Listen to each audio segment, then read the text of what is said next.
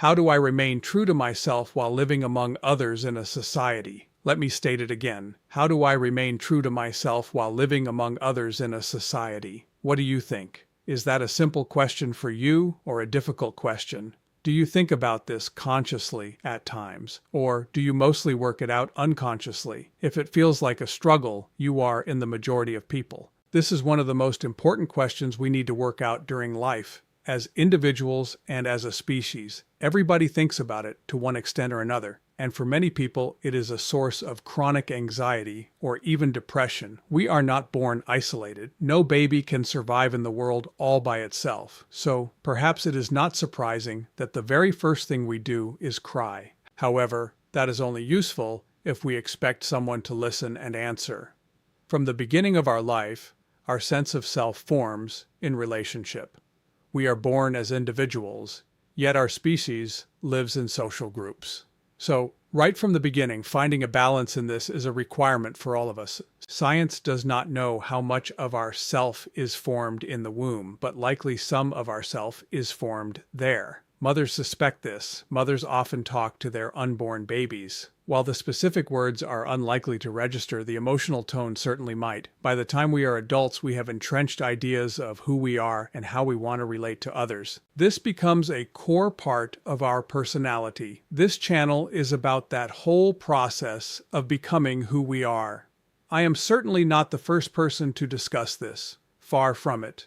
Historical records show that perspectives of self and relationship were being considered and written at least by 800 years before the current era. Subsequently, many authors have contributed to the discussion. I'll have a separate video just discussing these authors, their chronology, and their contributions. Yet here, I have a particular set of agendas for you. First, I'm a neurologist, so I'll come at this primarily from the perspectives of evolution and brain function. Second, I want this to be practical and aimed for the general population. I want to help you understand how things work. And I don't want to use a whole lot of difficult terms to do it. So, third, I am intentionally going to steer away from details of neuroanatomy, psychiatric labels, judgment, and any you shoulds. Of course, I'll need to mention some of these elements. But fourth, the goal here is to be supportive and practical. I help you understand how we come to be who we are, and, in general, what to do if things are not going well. If this sounds appealing, then stick with me. This channel will cover the topic I call SOR-D, S-O-R-D-D.